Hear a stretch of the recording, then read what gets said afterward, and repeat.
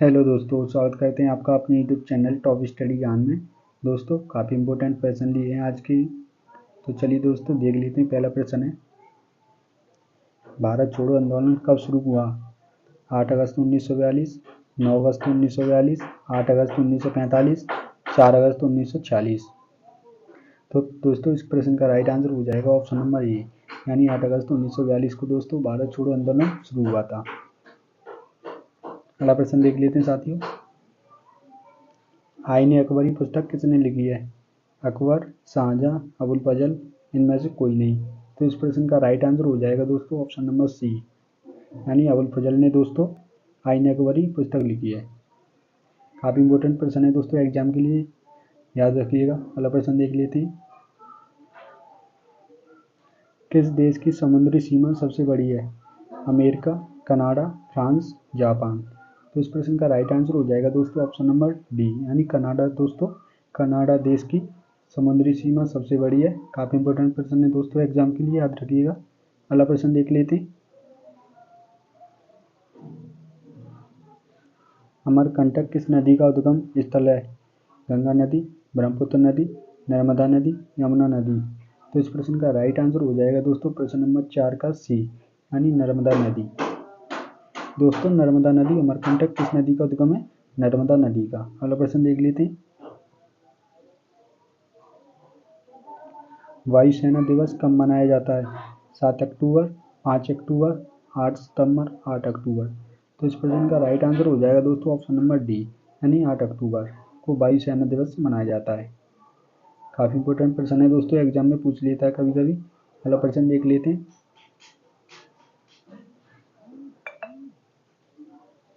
Flying Sikh के नाम से किसे जाना जाता है? मिल्खा सिंह, भगत सिंह, अब्दुल करीम, अब्दुल रशीद। तो इस प्रश्न का राइट आंसर हो जाएगा दोस्तों ऑप्शन नंबर ए, यानी मिल्खा सिंह को दोस्तों फ्लाइंग सिख के नाम से भी जाना जाता है। पहला प्रश्न देख लेते हैं दोस्तों। नींबू और संतरे का कौन सा विटामिन पाया जाता है? यानी नींबू और संतरे में दोस्तों कौन सा विटामिन पाया जाता है? Vitamin D, vitamin A, vitamin B, vitamin C. तो इस प्रश्न का राइट आंसर हो जाएगा दोस्तों ऑप्शन नंबर डी, यानी विटामिन सी दोस्तों नींबू और संतरे में पाया जाता है। काफ़ी इंपॉर्टेंट प्रश्न है दोस्तों एग्जाम के लिए, याद रखिएगा। अगला प्रश्न देख लेते हैं। विजय स्तंभ कहाँ स्थित है? चित्तौड़गढ़, उदयपुर, गांधीनगर, इनमें से कोई नहीं। तो इस प्रश्न का राइट आंसर हो जाएगा दोस्तों ऑप्शन नंबर ए, यानी चित्तौड़गढ़ में दोस्तों विजय स्तंभ स्थित है। काफ़ी इंपॉर्टेंट प्रश्न है दोस्तों। अगला प्रश्न देख लेते हैं।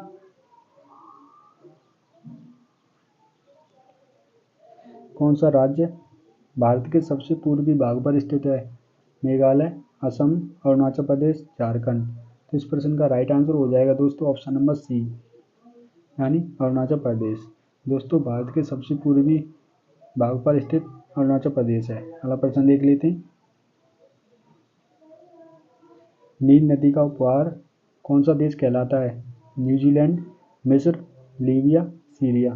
तो इस प्रश्न का राइट आंसर हो जाएगा दोस्तों ऑप्शन नंबर बी, यानी मिस्र। दोस्तों मिस्र नील नदी का उपहार कौन सा देश कहलाता है? मिस्र। अगला प्रश्न देख लेते हैं साथियों।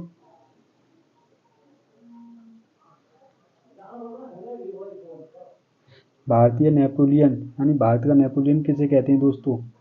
स्कंदगुप्त को, चाणक्य, समुद्रगुप्त, सॉरी दोस्तों चंद्रगुप्त या समुद्रगुप्त।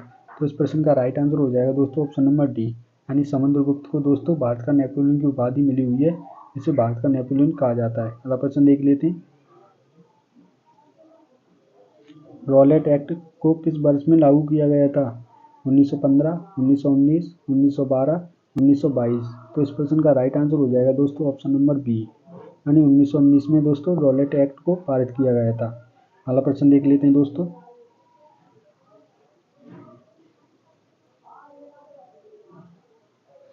उत्तर प्रदेश का कौन सा नगर ताला उद्योग के लिए प्रसिद्ध है? आगरा, मेरठ, अलीगढ़, मथुरा। तो इस प्रश्न का राइट आंसर हो जाएगा दोस्तों ऑप्शन नंबर सी, यानी अलीगढ़ को दोस्तों ताला उद्योग के नाम से भी जाना जाता है। अगला प्रश्न देख लेते हैं। जलियांवाला बाग हत्याकांड कब हुआ? 13 अप्रैल 1919, 15 अप्रैल 1919, 13 अगस्त 1919, 9 दिसंबर 1946। तो इस प्रश्न का राइट आंसर हो जाएगा दोस्तों ऑप्शन नंबर ए, यानी 13 अप्रैल 1919 को दोस्तों जलियांवाला बाग हत्याकांड हुआ था। अगला प्रश्न देख लेते हैं दोस्तों। छोटा नागपुर पठार की सबसे ऊंची चोटी कौन सी है दोस्तों? पारसनाथ, गिरनार, अनाईमुड़ी, इनमें से कोई नहीं। तो इस प्रश्न का राइट आंसर हो जाएगा दोस्तों ऑप्शन नंबर ए, यानी पारसनाथ को दोस्तों छोटा नागपुर पठार की सबसे ऊंची चोटी पारसनाथ है। अगला प्रश्न देख लेते हैं। शाहनामा किसकी कृति है? इंपॉर्टेंट प्रश्न है दोस्तों, एग्जाम के लिए याद रखिएगा। अकबर की, फिरदौसी की, शाहजहां या इनमें से कोई नहीं। तो इस प्रश्न का राइट आंसर हो जाएगा दोस्तों ऑप्शन नंबर बी, यानी फिरदौसी। अगला प्रश्न देख लेते हैं। भारत रत्न पुरस्कार पाने वाले प्रथम भारतीय कौन थे? Doctor Sarvepalli Radhakrishnan, doctor Jagdish Sharma, doctor Rajendra Prasad, Mohammad Ali Jinnah. तो इस प्रश्न का राइट आंसर हो जाएगा दोस्तों ऑप्शन नंबर ए, यानी डॉक्टर सर्वपल्ली राधाकृष्णन। अगला प्रश्न देख लेते हैं साथियों। हीराकुंड बांध किस राज्य में स्थित है? राजस्थान, मेघालय, उत्तराखंड, ओडिशा। तो इस प्रश्न का राइट आंसर हो जाएगा दोस्तों ऑप्शन नंबर डी, यानी ओडिशा दोस्तों ओडिशा में हीराकुंड बांध स्थित है। अगला प्रश्न देख लेते हैं।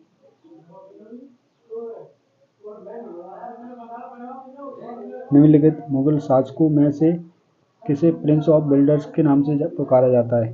शाहजहां, अकबर, कुतुबुद्दीन ऐबक, इनमें से कोई नहीं। तो इस प्रश्न का राइट आंसर हो जाएगा दोस्तों ऑप्शन नंबर ए, यानी शाहजहां को दोस्तों प्रिंस ऑफ बिल्डर्स के नाम से जाना जाता है। काफी इंपोर्टेंट प्रश्न है दोस्तों, याद रखिए एग्जाम के लिए। अगला प्रश्न देख लेते हैं।